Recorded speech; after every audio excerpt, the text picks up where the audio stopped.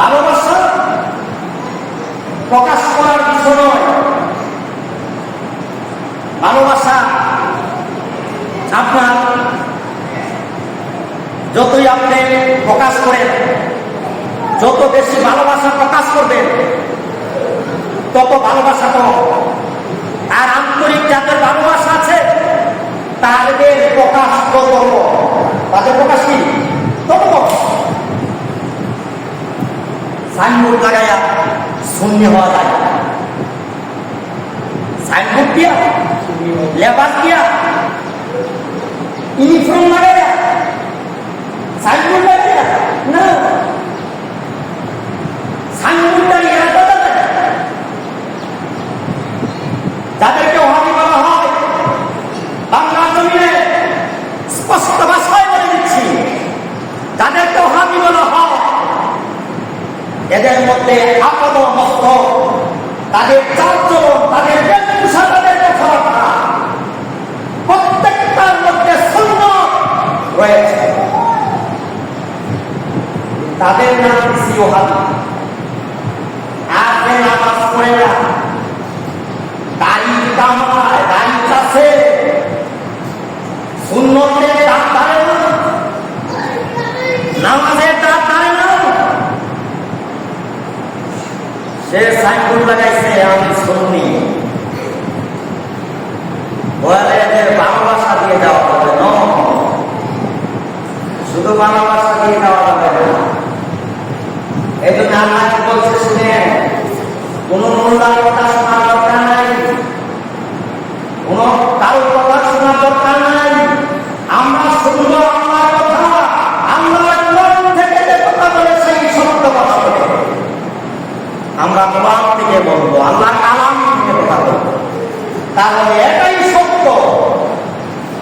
এজন্য আল্লাহ কোরআন বলছে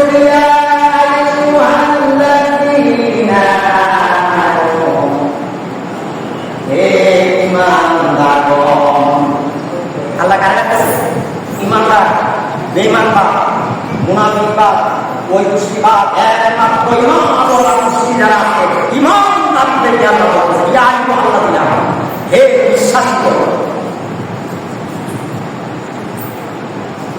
তোমরা যদি আমার ভালোবাসা চাও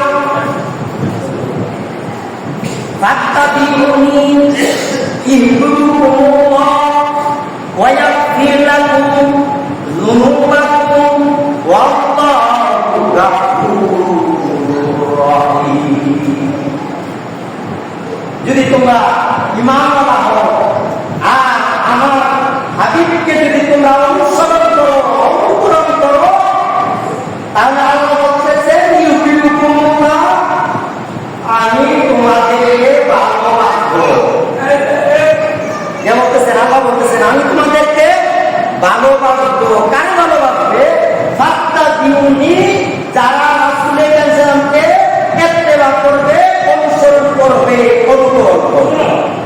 ওয়া ইয়াগফির লাকুম, আল্লাহ বলতেছেন শুধু তোমাদেরকে আমি ভালোবাসবো না, তোমাদের গুনাহ মাফ করে দিব, তোমাদের গুনাহ সমূহ আমি মাফ করে দিব।